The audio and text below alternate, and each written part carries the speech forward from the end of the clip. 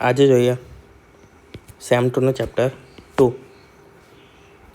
એમાં પહેલો પોઈન્ટ છે આબોહવા. કોઈપણ એક જગ્યા કે કોઈપણ સ્થળની હવામાં રહેલા તાપમાન અને ભેજની લાંબા ગાળાની સ્થિતિ તેને આબોહવા કહેવામાં આવે છે. 50 વર્ષ, 100 વર્ષ, 500 વર્ષ કે પછી હજારો વર્ષ સુધી કોઈ એક જગ્યાની જે પણ તાપમાન અને હવામાનના ભેજની જે સ્થિતિ છે તેને આપણે આબોહવા કહીએ છીએ. શોર્ટ ટર્મની નહીં, 1 દિવસમાં, 2 દિવસમાં, વર્ષની, 2 વર્ષની એટલી નહીં, લાંબી અવધિની, લાંબા ગાળાની જે તાપમાન અને ભેજની સ્થિતિ છે, જે વાતાવરણ છે, તેને આપણે આબોહવા કહીએ છીએ. એમાં વાત કરીએ ગુજરાતની આબોહવા વિશે, તો ગુજરાતનો મોટો ભાગ ઉષ્ણકટિબંધીય વિસ્તારમાં આવેલો છે અને ઉનાળામાં ગરમ તથા શિયાળામાં ઠંડી આબોહવા જોવા મળે છે. ગુજરાત ક્યાં આવેલું છે? તો ઉષ્ણકટિબંધીય વિસ્તારમાં આવેલું છે. આપણે આ મેપ પૃથ્વી છે આ રીતે, એના આ ભાગમાં અહીંયા આપણે આવેલું છે ઇન્ડિયા. 1 મિનિટ.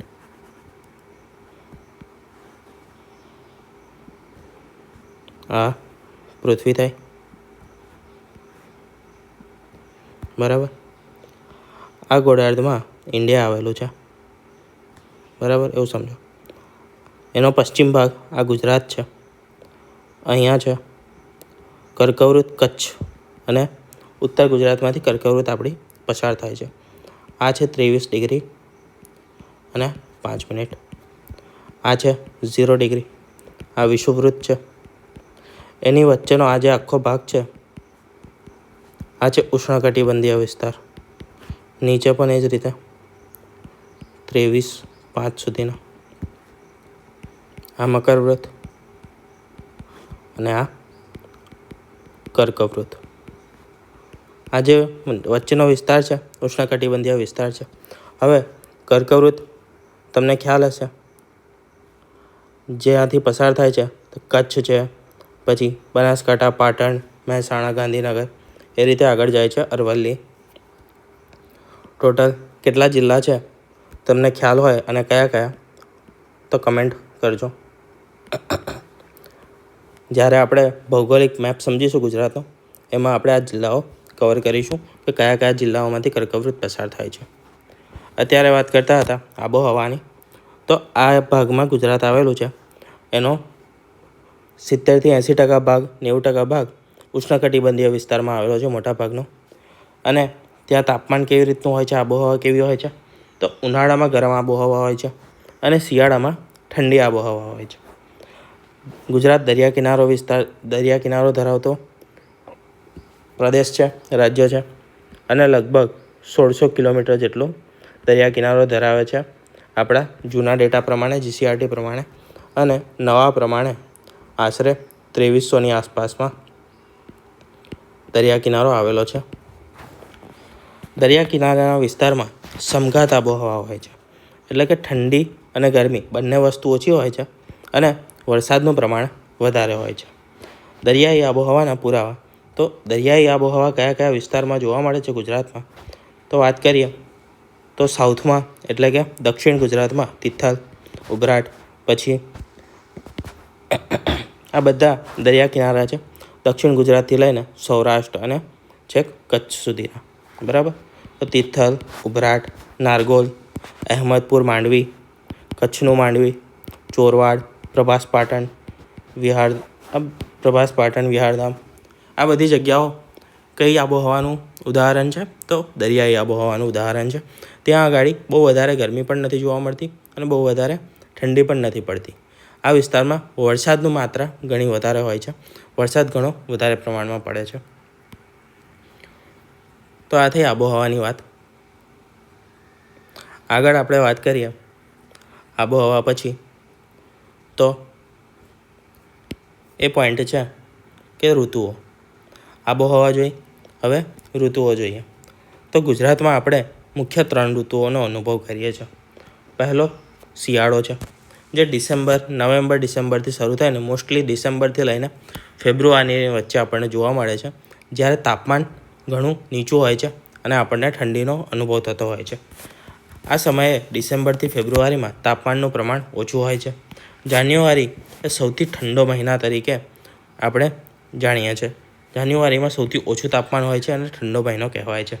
ભૂમધ્ય સમુદ્રથી આવતા ઠંડા તોફાની પવનો, જેને આપણે જે ઠંડા તોફાની પવનો હોય છે જેને કારણે જે વરસાદ થાય છે અને એ વરસાદને આપણે માવઠું તરીકે ઓળખીએ છીએ. આ પવનો વરસાદ લાવે છે. થોડા પ્રમાણમાં ભેજ હોય છે તે વાદળોમાં, પવનોમાં, તેના કારણે વરસાદ થાય છે. એને આપણે માવઠું કહીએ છીએ. ક્યાંથી આવે છે પવનો? તો ભૂમધ્ય સમુદ્ર પરથી આવે છે. એના કારણે ભેજનું થોડું શોષણ થાય છે, પાણીનું શોષણ થાય છે અને એ જે ભેજ લઈને તોફાની પવનો ઉત્તર પશ્ચિમથી વહીને આપણી બાજુ આવતા હોય છે ત્યારે અહીંયા ઘણીવાર માવઠું તરીકે થોડો ઘણો વરસાદ કરે છે શિયાળાની ઋતુમાં. બીજી ઋતુ છે ઉનાળો, જે માર્ચથી લઈને મે મહિના સુધી અથવા તો જૂન મહિના સુધી આપણે તેને અનુભવીએ છીએ. જૂનમાં મોસ્ટલી ચોમાસાની શરૂઆત થઈ જાય છે એટલે માર્ચથી મે મુખ્ય રહેશે. તાપમાનમાં ઘણો જ વધારો હોય છે એટલે કે મે મહિનામાં તાપમાન મેક્સિમમ હોય છે. સૌથી ગરમ મહિના તરીકે મે, સૌથી ઠંડા તરીકે જાન્યુઆરી. મેમાં આશરે 45 ડિગ્રી સુધી ગુજરાતનું તાપમાન પહોંચી જાય છે ઘણા શહેરોમાં. દરિયા કિનારાના વિસ્તારોમાં ગરમી ઓછી હોય છે અને દરિયાની લહેરોથી આ ગરમીને જે ઓછી છે તાપમાનને કંટ્રોલ કરવામાં મદદ મળે છે. બરાબર, તો આપણે 2 ઋતુઓ જોઈ. કઈ? શિયાળો અને ઉનાળો.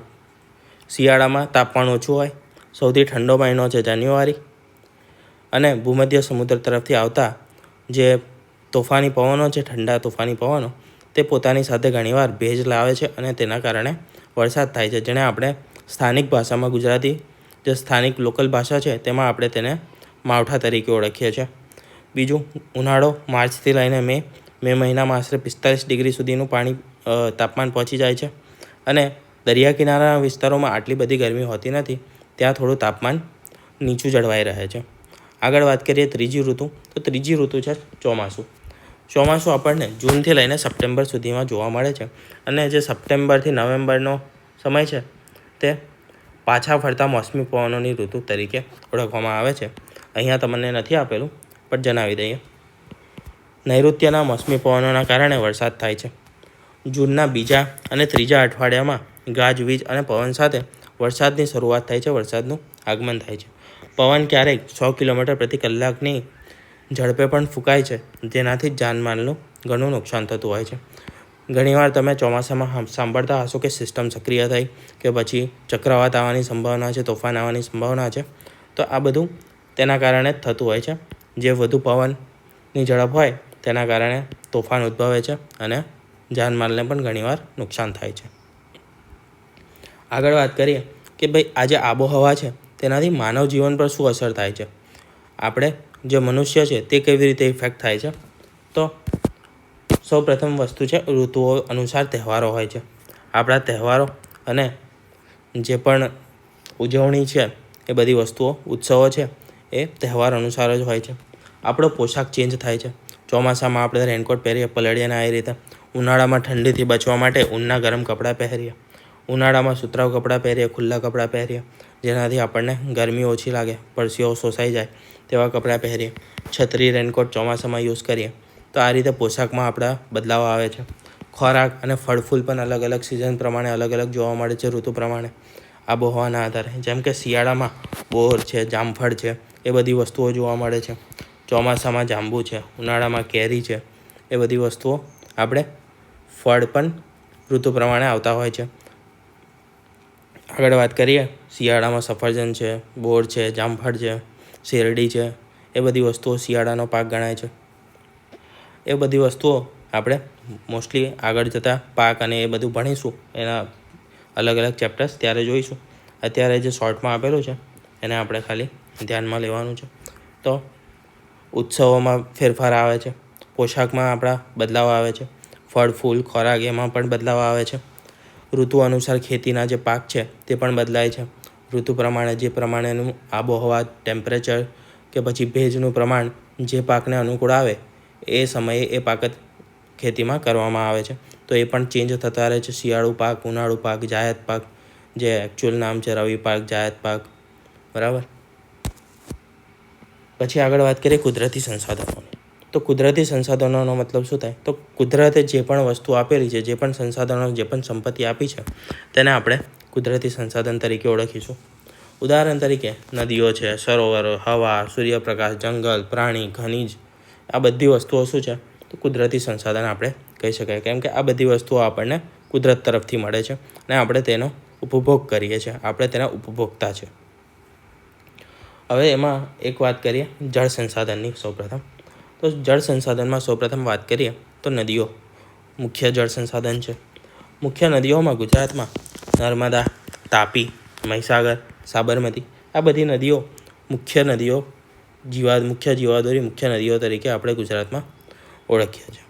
અન્ય નદીઓમાં બનાસ, સરસ્વતી, રૂપેણ, મેસવો, વાત્રક, વિશ્વામિત્રી, ઢાઢર, કીમ, પૂર્ણા, કાવેરી, કંકાવતી, ભૂખી, આજી, ભાદર, શેત્રુંજી, મચ્છુ, આ તમામ નદીઓ અન્ય નદીઓમાં સમાવેશ થાય છે. આમ જોવા જઈએ તો ગુજરાતમાં 200થી પણ વધારે નદીઓ છે. આપણે 3 પાર્ટ કરીએ ગુજરાતના. એક કચ્છ, બીજું સૌરાષ્ટ્ર, તળ ગુજરાત, બરાબર, બાકીનું ગુજરાત, દક્ષિણ ગુજરાત, ઉત્તર ગુજરાત ને એ બધા પાર્ટ, મધ્ય ગુજરાતવાળો પાર્ટ. તો એ બધામાં સૌથી વધારે નદીઓ કયા પ્રદેશમાં આવેલી છે? તો તમને ખ્યાલ હોય તો કમેન્ટમાં જણાવજો. અંતસ્થ નદીઓ. બીજું, ગુજરાતમાં અંતસ્થ નદીઓ પણ જોવા મળે છે. અંતસ્થ નદીઓનો મતલબ શું? તો મુખ્યત્વે નદીનું કામ શું છે? તો નદી તેના ઉદ્ગમ સ્થાનેથી નીકળીને કોઈ પહાડ છે, પર્વત છે, તેના ઝરણા માંથી બનીને કે ગ્લેશિયરમાંથી કોઈ પણ જગ્યાએથી નીકળીને પર્વત પરથી તે મેદાની પ્રદેશમાં પ્રવેશ કરે છે. મેદાની પ્રદેશમાં વહીને છેલ્લે દરિયામાં જઈને મળે છે, સમુદ્રમાં જઈને મળી જાય છે. આ નદીઓ છે. પરંતુ અમુક નદીઓનું એટલું વધારે પાણી નથી હોતું. સિઝનમાં પાણી સુકાઈ જતું હોય છે અને અમુક એટલા વધારે ફ્લો સાથે વહેતી નથી હોતી. તો એ નદીઓનું શું થાય? તો એ નદીઓ પહાડ પરથી નીકળે છે અને વહીને કોઈ જમીનના કોઈ ભાગમાં, રનમાં કે કોઈ જગ્યાએ તે પૂરી થઈ જાય. અહીંયા આગળ સુકાઈ જાય, પતી જાય નદી. આનાથી આગળ નથી વહેતી. તો આ પ્રકારની જે નદીઓ છે, જે સમુદ્રને નથી મળતી, તે નદીઓને આપણે અંતસ્થ નદી તરીકે ઓળખીએ છીએ. બરાબર. અંતસ્થ નદીઓ મુખ્યત્વે ઉત્તર ગુજરાતમાં આપણે વધારે જોવા મળે છે. જે સાબરકાંઠા, બનાસકાંઠા, પાટણ, એ બધી જગ્યાએથી, રાજસ્થાનમાંથી નીકળતી હોય અને આ બધી જગ્યાએથી વહીને છેલ્લે કચ્છમાં જઈને કચ્છના રણમાં, નાના રણમાં, મોટા રણમાં સમાઈ જાય છે. તો એ નદીઓ, અંતસ્થ નદીઓ મુખ્યત્વે આપણને કચ્છ, ઉત્તર ગુજરાતમાં વધારે જોવા મળે છે અને કચ્છના નાના રણમાં સમાઈ જાય છે. એ નદીઓના ઉદાહરણ જોઈએ તો બનાસ નદી છે, સરસ્વતી છે, રૂપેણ છે. આ બધી નદીઓ અંતસ્થ નદીઓના ઉદાહરણ છે. ગુજરાતની સૌથી મોટી નદી છે નર્મદા નદી. નર્મદા જે ભરૂચ પાસે વહે છે, એ નદી સૌથી મોટી નદી છે ગુજરાતની. નર્મદા નીકળે છે ક્યાંથી? અમરકંટક, મધ્યપ્રદેશ પાસેથી નીકળે છે. સૌથી લાંબી નદી કઈ છે? તો સૌથી લાંબી નદી છે એ છે સાબરમતી. સૌથી મોટી પૂછે તો નર્મદા, સૌથી લાંબી પૂછે તો સાબરમતી. અને જે કર્કવૃત પસાર થાય છે ગુજરાતમાંથી, એ કર્કવૃતને કાપતી નદી છે, કર્કવૃત પરથી પસાર થતી નદી છે મહીસાગર નદી. બરાબર. કર્કવૃતને 2 વાર ઓળંગે છે આ નદી, અને બંને વાર ગુજરાતમાં નથી ઓળંગતી, ગુજરાતની બહાર ઓળંગે છે, બીજા રાજ્યમાં. તો આ થઈ વાત નદીઓની જળ સંસાધન તરીકે. હવે આગળ વાત કરીએ જળ સંસાધનમાં જ તો સિંચાઈ યોજનાઓ જોઈ લઈએ. અમુક નદીઓ છે તો નદીઓ પર આપણે ઘણી જગ્યાએ બંધ બનાવેલા છે, સિંચાઈ યોજનાઓ બનાવેલી છે, જળ વિદ્યુત ઉત્પન્ન કરવા માટેની તકનીકો ઊભી કરેલી છે. તો એમાં જે સિંચાઈ યોજનાઓ તૈયાર કરી છે તેના વિશે જોઈએ તો તાપી નદી, એના પર આપણે ઉકાઈ અને કાકરાપાર જેવી સિંચાઈ યોજનાઓ ઊભી કરેલી છે. બીજી છે મહીસાગર. મહીસાગર પાસે આપણે કડાણા અને વણાકબોરી. સાબરમતી નદી પર ધરોઈ ડેમ ઊભો કર્યો છે. બનાસ પર દાંતીવાડા, શેત્રુંજીમાં શેત્રુંજી યોજના, નર્મદા સરદાર સરોવર, ભાદર ભાદર યોજના. બરાબર, તો આ તમારે થોડો ઘણો ખ્યાલ હોવો જોઈએ કે આ નદી પર આ મુખ્ય બંધ બાંધવામાં આવ્યો છે, સિંચાઈ યોજના શરૂ કરવામાં આવી છે. આટલી તો તમને એટલીસ્ટ ખ્યાલ હોવો જ જોઈએ, કેમ કે આ તમને GCRTમાં તમને આપેલી છે સ્ટાન્ડર્ડ 6ની જ. બરાબર, તો આટલી વસ્તુનો તમને ખ્યાલ હોવો જોઈએ. કઈ કઈ છે બીજી એકવાર રિવાઇઝ કરી લઈએ એટલે યાદ રહે. આના આપણે મેપ છે જે ઘણા આપેલા છે બુકમાં, પરંતુ જે PDF હતી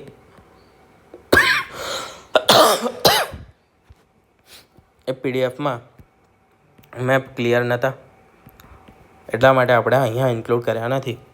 જ્યારે ક્લિયર મેપ મળશે ત્યારે આપણે એને PDF બનાવીને શેર કરી દઈશું. અત્યારે ઇન્ક્લુડ એટલે નથી કર્યા કે જે GCRTમાં મેપ હતા અને જે PDF હતી GCRTની એમાં વધારે ક્લિયર ન હતું, એટલા માટે ઇન્ક્લુડ કરેલા નથી. કાં તો આપણે બનાવીને ટેલિગ્રામ પર ઇન્સ્ટાગ્રામ પર પોસ્ટ કરી દઈશું @webspirants_GPSC પર. બરાબર, આપણે જાતે મેપ બનાવીને એને પોસ્ટ કરી દઈશું ઇન્સ્ટાગ્રામ પર, કાં તો જો GCRTના મળ્યા તો એ પણ આપણે ટેલિગ્રામ પર ને એના પર શેર કરી દઈશું પછીથી. તો તાપી, ઉકાઈ અને કાકરાપાર, મહીસાગર, કડાના, વણાકબોરી, સાબરમતી, ધરોઈ, બનાસ, દાંતીવાડા, શેત્રુંજી પર શેત્રુંજી, નર્મદા પર સરદાર સરોવર અને ભાદર તો ભાદર યોજના. આગળ વાત કરીએ સરોવરોની. જળ સંસાધનમાં બીજું છે મહત્ત્વનું સરોવર. તો કચ્છમાં નારાયણ સરોવર આવેલું છે. વડોદરા ખાતે આજવા સરોવર છે.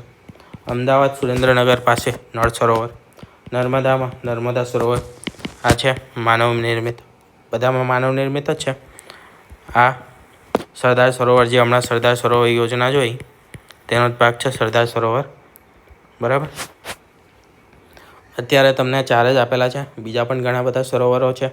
એ આપણે જ્યારે જીકેની સિરીઝ કે પછી સ્પેસિફિક સરોવર વિશે જણાવીશું ત્યારે એમાં ઇન્ક્લુડ કરીશું. અત્યારે તમારે આ 4 યાદ રાખવાના છે. કચ્છમાં છે નારાયણ સરોવર, નળ સરોવર સુરેન્દ્રનગર અને અમદાવાદ, બધાને યાદ જ હશે, ખબર હશે. આજવા સરોવર છે વડોદરા, જે સયાજીરાવ ગાયકવાડે બનાવ્યું હતું. અને નર્મદા છે, નર્મદા પર છે સરદાર સરોવર. આગળ વાત કરીએ દરિયા કિનારા વિશે. તો ગુજરાતને આશરે 1600 કિલોમીટર લાંબો દરિયા કિનારો છે અને નવા ડેટા પ્રમાણે પૂછે તો આશરે 2300ની આસપાસ. યાદ રાખજો, 2300નો આંકડો તમને યાદ હોવો જોઈએ, એકદમ નજીક નહીં લખેલું હોય. બંદરો છે 40 જેટલા આશરે. એમાં મુખ્ય બંદરો જોઈએ તો કંડલા બંદર એ સૌથી મુખ્ય અને સૌથી મોટું બંદર છે. બીજા બંદરોમાં ભાવનગર, પોરબંદર, વેરાવળ, ઓખા, બેડી, નવલખી, મુદ્રા, પીપાવાવ, ઓશિત્રા, દહેજ, મગદલ્લા, હજીરા, આ તમામ બંદરો ગુજરાતના મુખ્ય બંદરો છે જ્યાંથી વેપાર વાણિજ્ય થતો રહ્યો છે. આગળ વાત કરીએ દરિયા કિનારા પર આવેલા ઉદ્યોગો, દરિયાકાંઠા પરના ઉદ્યોગો. તો દરિયાકાંઠા પર છે તો દરિયાકાંઠે કયા કયા ઉદ્યોગો વિકસી શકે, તો યાદ રાખવા માટે તમારે સૌથી પહેલાં એ જ વિચારવાનું છે કે ભાઈ દરિયો છે તો ત્યાંથી સૌથી મુખ્ય ઉદ્યોગ તો કયો હોઈ શકે, તો જહાજ છે, વહાણ છે, એ બધી એના બનાવટનો અને તેના બાંધકામનો. એનું મુખ્ય સ્થળ કયું છે તો અલંગ છે. બરાબર, સૌથી મોટું વહાણ બનાવટ બાંધકામનું જે તોડફોડ કરવામાં આવે આખી દુનિયામાં તો સૌથી મોટું છે અલંગ, ગુજરાતમાં આવેલું. પછી મત્સ્ય ઉદ્યોગ, પાણી છે, દરિયો છે તો ત્યાં માછલીઓ વધારે હશે તો મત્સ્ય ઉદ્યોગ વિકસી શકે. બીજું, દરિયાનું પાણી ખારું છે તો તેના લીધે શું થાય તો મીઠાનું ઉત્પાદન કરી શકીએ, એટલે મીઠાનો ઉદ્યોગ. પછી આયાત નિકાસ એટલે કે ઇમ્પોર્ટ એક્સપોર્ટ, જે આપણે સૌથી મોટું કંડલા બંદર છે, મુદ્રા પોર્ટ છે અદાની દ્વારા વિકસાવેલું, એ બંને પોર્ટથી સૌથી વધારે આપણે આયાત નિકાસ કરીએ છીએ. બરાબર, જળમાર્ગે. પછી છે પવનચક્કી, ખુલ્લો મેદાન છે, ખુલ્લો દરિયા કિનારો છે, ત્યાં હવા ઘણા સારી હશે કેમ કે કોઈ પણ વચ્ચે ઓબ્સ્ટેકલ્સ નથી, ખુલ્લી જગ્યા છે અને દરિયા કિનારે હવાનું પ્રમાણ સારું એવું હોય છે. તો આપણે પવનચક્કી દ્વારા વિદ્યુત સારી રીતે ઉત્પન્ન કરી શકીશું. તો ગુજરાતમાં કયા કયા સ્થળોએ પવનચક્કીઓ આવેલી છે, તો માંડવી કચ્છમાં, પછી ઓખા અને લાંબા જામનગર પાસે આવેલી છે. પછી પિરોટન ટાપુ જામનગર, જ્યાંથી મોતી, કાળું માછલી, ઓક્ટોપસ અને ડોલ્ફિન વગેરે જેવી વસ્તુઓ પ્રાપ્ત થાય છે. અને એ બધી વસ્તુઓ મુખ્યત્વે ત્યાં જોવા મળે છે. જાળવણીના ઉપાયો, તો આમાં તમારે કંઈ ખાસ ધ્યાન રાખવાનું નથી. ગામ, તળાવો, જૂની વાવોને ઊંડી બનાવી, આ મુખ્યત્વે શું છે, જે જળ સંસાધન છે, બરાબર, જે જળ સંસાધનો જોયા તેની જાળવણી માટેના ઉપાયો આપેલા છે. આગળ વાત કરીએ બીજું સંસાધન જે છે વન સંસાધન. તો મુખ્યત્વે 4 પ્રકારના જંગલો હોય છે. ભેજવાળા પાનખર જંગલો, ગુજરાતમાં મુખ્યત્વે 4 પ્રકારના જંગલો જોવા મળે છે. ભેજવાળા પાનખર જંગલો, જ્યાં વરસાદ સૌથી વધારે 120 સેન્ટીમીટરથી પણ વધારે વરસાદ થતો હોય છે. કયા કયા જિલ્લામાં આ પ્રકારના જંગલો આવેલા છે? તો નવસારી, વલસાડ, ડાંગ, પંચમહાલ, દાહોદ, નર્મદા અને જુનાગઢ. તો મોસ્ટલી દક્ષિણનો ભાગ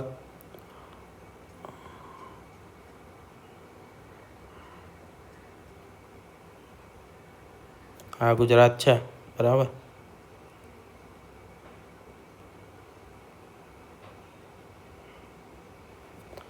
તો મોસ્ટલી આ જે દક્ષિણનો ભાગ છે તે, અને બીજો આ પટ્ટો, ત્યાં આગળ 120 સેન્ટીમીટરથી વધારે ભેજવાળા પાનખર વરસાદના જંગલો આવેલા છે. ફરી એકવાર જિલ્લા જોઈ લઈએ તો નવસારી છે, વલસાડ છે, ડાંગ, પંચમહાલ, દાહોદ, નર્મદા અને જુનાગઢ. ત્યાં આગળ કયા કયા પ્રકારના વૃક્ષો જોવા મળે છે? તો સાલ, વાંસ, સીસમ, લીમડો, સાદડ, બીયો અને ટીમરૂ, આટલા વૃક્ષો જોવા મળે છે. આ વૃક્ષોને હવે બીજું તમે કેવી રીતે યાદ રાખશો? પહેલી વસ્તુ યાદ રાખી કે પાનખરવાળા જંગલો, બરાબર, તેમાં આ પ્રકારના વૃક્ષો જોવા મળે છે. હવે તમને એવી રીતે પણ ક્વેશ્ચન પૂછી શકે કે સાલ, સીસમ એ બધાને કેવા પ્રકારની આબોહવા જોઈએ છે? તો કયા પ્રકારની જોઈશે? તો આ વિસ્તાર જે ભેજવાળા પાનખર જંગલો છે તે વિસ્તારમાં જે પ્રકારની આબોહવા હોય એ રીતની. હવે આ બધા જિલ્લાઓ તમે જોશો તો મુખ્યત્વે કયા છે? તો દક્ષિણ ગુજરાતમાં દરિયા કિનારો સાથે આવેલો છે, બરાબર. એટલે વધુ ઠંડી નહીં હોય, વધુ પડતી ગરમી પણ નહીં હોય, બરાબર. વરસાદની માત્રા વધુ હશે, અને એ વધુ માત્રા કેટલી છે? તો 120 સેન્ટીમીટરથી પણ વધારે વરસાદ પડે છે. એટલે તમને યાદ આવવું જોઈએ કે આ ભેજવાળા પાનખર જંગલો છે, બરાબર. ત્યાં આગળ આપણને સાલ, સીસમ, સીમડો, સાદર, બીયું, ટીમરૂ, બરાબર, આ બધા પ્રકારના વૃક્ષો ત્યાં જોવા મળે છે. બીજા જંગલની ટાઈપ છે એ છે સૂકા પાનખર જંગલો. એમાં આપણને 60થી લઈને 120 સેન્ટીમીટર જેટલો વરસાદ જોવા મળે છે. અને તેના મુખ્ય જિલ્લાઓમાં જામનગર, વડોદરા, દાહોદ, નર્મદા, જુનાગઢ અને અમરેલી, આટલા જિલ્લાઓ મુખ્ય છે. જ્યાં આગળ બહુ વધારે વરસાદ નથી થતો. જે ભેજવાળા પાનખર જંગલો હતા તેના કરતાં ઓછો થાય છે, અને જે એકદમ સૂકા છે એના કરતાં થોડો વધારે થાય છે. આમાં કયા વૃક્ષો જોવા મળશે? તો સાગ છે, વાંસ છે, ખેર છે, બાવળ છે, લીમડો છે. જેમાં ઓછું પાણી જોઈતું હોય ને એ પ્રકારના વૃક્ષો આપણને આ જગ્યાએ જોવા મળશે. અને અહીંયા થોડી ગરમી વધારે છે, વરસાદનું પ્રમાણ ઓછું છે, તો ગરમી અને એનું પ્રમાણ વધારે હશે, તાપમાન વધારે હશે. આ જેટલા પણ આપણે ભાગ જોઈ રહ્યા છે આ બધા ઉષ્ણકટિબંધમાં આવેલા છે અને દરિયા કિનારાથી દૂર છે થોડા. તો એ રીતે આપણે એનું તાપમાનનો આબોહવાનો અંદાજ લગાવી શકીએ છીએ. હવે બીજી વાત કરીએ તો સૂકા ઝાખરાવાળા જંગલો, જેમાં 60થી પણ ઓછો વરસાદ થાય છે, 60 સેન્ટીમીટરથી પણ ઘણો ઓછો વરસાદ થાય છે. તો આ બધા જિલ્લાઓ કયા કહેવાય? તો આમાં આવશે આપણે કચ્છ, જે સૂકો એરિયા છે. પછી રાજકોટ, ઘણો ઓછો વરસાદ થાય. ભાવનગર, જુનાગઢ, બનાસકાંઠા, ઉત્તર ગુજરાતનો ભાગ, કચ્છ છે, બનાસકાંઠા, સાબરકાંઠા, પછી ભાવનગર છે, જુનાગઢ છે, એ બધી જગ્યાઓ. હવે ભાવનગરને તો દરિયા કિનારો છે, તો ત્યાં કેમ ઓછો વરસાદ થાય છે? તો ત્યાં વરસાદ ઓછો એટલે થાય છે કે વાદળોને પણ જ્યારે કોઈ ઊંચો એરિયા આવે તો વાદળો ત્યાં અટકી જાય. હવે વાદળો અટકી જાય, એને અવરોધાય, તો એના કારણે વરસાદ વધારે કરી દે પાણીને. ભાવનગરમાં એવું કંઈ છે નહીં, બરાબર. આપણે અહીંયા જોઈશું દક્ષિણ ભારતમાં તો આ જે મહારાષ્ટ્રનો ભાગ છે અહીંયા આગળ પશ્ચિમ ઘાટ આવેલો છે. તો આ બાજુના એરિયામાં સૌથી વધારે વરસાદ થાય છે. પછી જ્યારે આ બાજુ જાય ને બધા મોસ્ટલી વરસાદ પાણી અહીંયા પડી ગયું હોય વાદળોનું, તો આગળ જાય ને આ એરિયામાં પશ્ચિમ ઘાટથી જમણી બાજુએ તો એ બાજુ સૂકો એરિયા છે, આખો વરસાદ નથી થતો.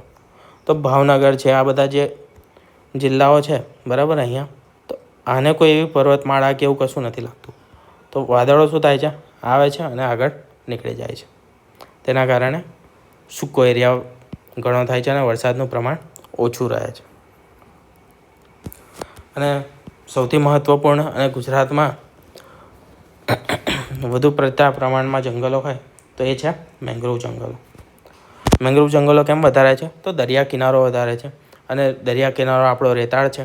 તો રેતાળ દરિયા કિનારાના કારણે ભરતીના જંગલો આપણને વધારે જોવા મળે છે, જેને મેંગ્રોવ તરીકે ઓળખીએ છીએ. આમાં મુખ્યત્વે કચ્છ, જુનાગઢ, જામનગર જે દરિયા કિનારાના જેટલા પણ જિલ્લાઓ છે બધા, ત્યાં આગળ ભરતીના મેંગ્રોવ જંગલો વધારે જોવા મળે છે. ચેર અને ઊંચું ઘાસ, ચેરના વૃક્ષ સૌથી વધારે પ્રમાણમાં થાય મેંગ્રોવમાં અને ઊંચું લાંબુ ઘાસ થાય. તો આ હતું વન સંસાધન. હવે વન સંસાધન જોયું તો વનને લગતા અમુક આપણે મહત્ત્વના દિવસો જોઈ લઈએ.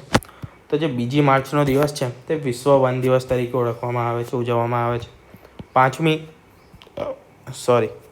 5મી જૂન છે તેને વિશ્વ પર્યાવરણ દિવસે ઉજવીએ છીએ. અને જે 17 જૂન છે એને રણ અટકાવવાના દિવસ તરીકે આપણે ઉજવીએ છીએ. જુલાઈ મહિનામાં આપણે વન મહોત્સવની આયોજન કરતા હોઈએ છીએ. દિવસો યાદ રાખજો: 2 માર્ચ વન દિવસ, 5મી જૂન વિશ્વ પર્યાવરણ દિવસ. આ તો મોસ્ટલી બધાને યાદ હશે પર્યાવરણ દિવસ તો. પણ 2 માર્ચ વન દિવસ, 17 જૂન રણ અટકાવવા માટેનો દિવસ અને જુલાઈમાં વન મહોત્સવ આવે. જુલાઈમાં કેમ વન મહોત્સવ આવે તમે એ રીતે યાદ રાખી શકો. જુલાઈમાં શું ચાલતું હોય, તો વર્ષાઋતુ ચાલતી હોય. એ સમયે જો આપણે જંગલો વાવી દઈએ, વૃક્ષો વાવી દઈએ તો એની માવજત ઓછી કરવી પડે, પાણી કુદરતી રીતે જ તેને મળી રહે. એટલા માટે આપણે જુલાઈમાં એને ઉજવતા હોઈએ છીએ. એ રીતે તમે લિંક કરીને પણ યાદ રાખી શકો છો.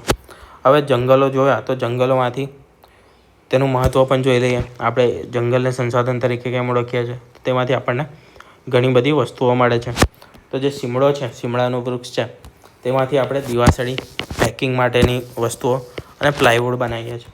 સાલનું જે વૃક્ષ છે તે ઘણું મજબૂત હોય છે. સાગ અને સાલનું જે લાકડું હોય તે ઘણું મજબૂત હોય છે. તો તેમાંથી આપણે રેલવેના સ્લીપર, ડબ્બા અને ફર્નિચર બનાવતા હોઈએ છીએ.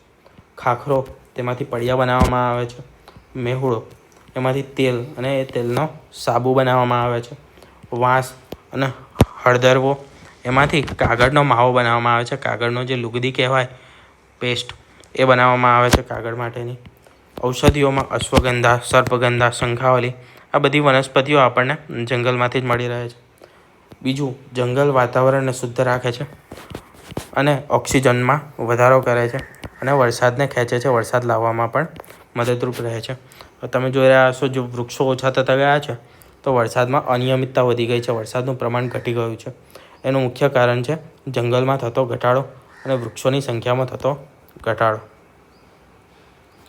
આગળ વાત કરીએ પ્રાણી સંસાધનની, તો મુખ્ય વન્ય પ્રાણીઓ જે ગુજરાતમાં જોવા મળે છે તેમાં છે સિંહ, દીપડો, હરણ. સિંહ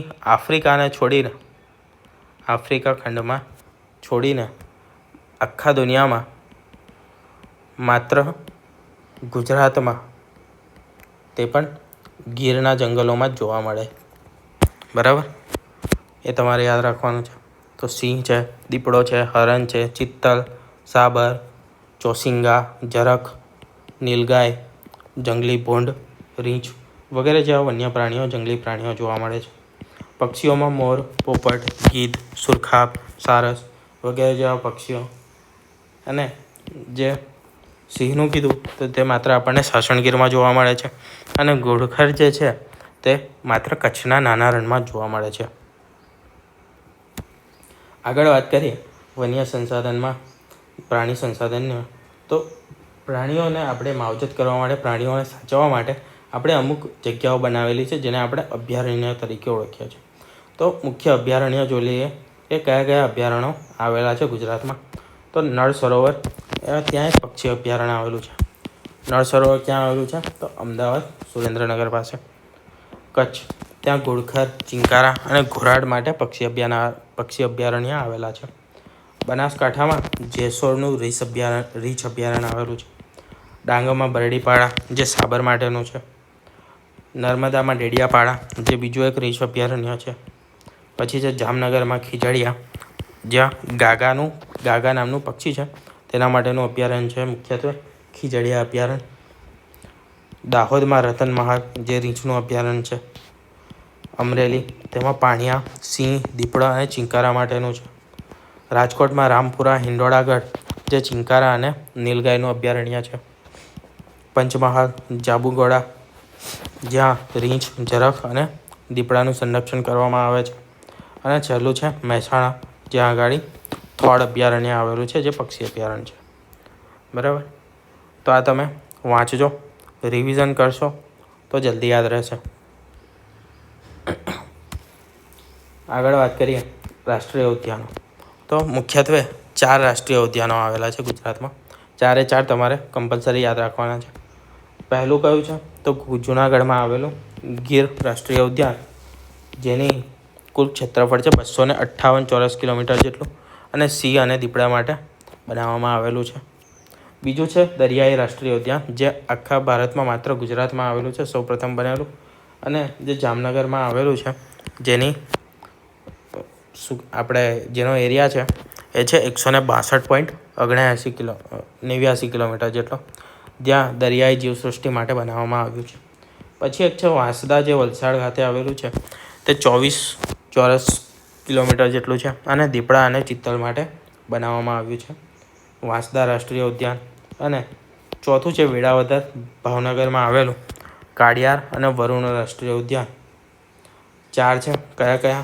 તો પહેલું ગીર, બીજું દરિયાઈ જામનગર,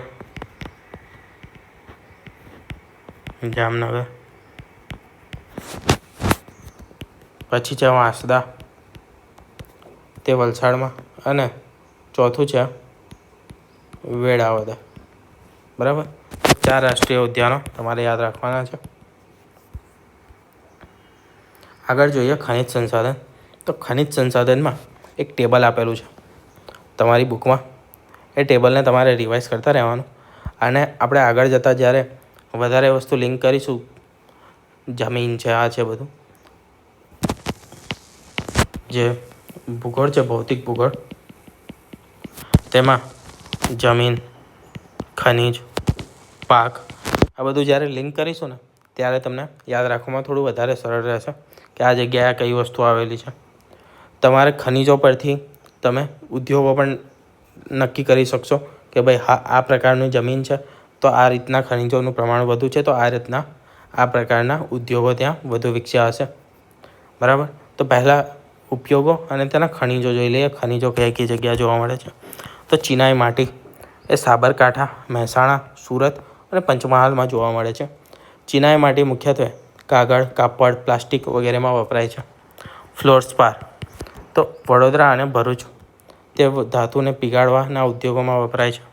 ચૂનાનો પથ્થર જૂનાગઢ, જામનગર, કચ્છ, ખેડા, અમરેલી, ભરૂચ, સુરત, સાબરકાંઠા, જેમાં સિમેન્ટ, સાબુ, કાગળ, આ બધી વસ્તુઓ જોવા મળે છે. પછી છે બોક્સાઇટ. બોક્સાઇટ આપણને કચ્છ, જામનગર, જૂનાગઢ, અમરેલી, પોરબંદરમાં જોવા મળે છે. અને બોક્સાઇટ એ એલ્યુમિનિયમની કોર ધાતુ છે, એટલે એલ્યુમિનિયમ ઉદ્યોગમાં વપરાય છે. ડોલોમાઇટ તે વડોદરા, અમરેલી અને નર્મદામાં જોવા મળે છે. તે કાચ, સ્ટીલ અને ખાતરના ઉદ્યોગોમાં વપરાય છે. ચિરોડી એ જામનગર, જૂનાગઢ અને કચ્છમાં જોવા મળે છે. ખાતર, કાચ, રંગ વગેરે ઉદ્યોગોમાં તેનો ઉપયોગ થાય છે.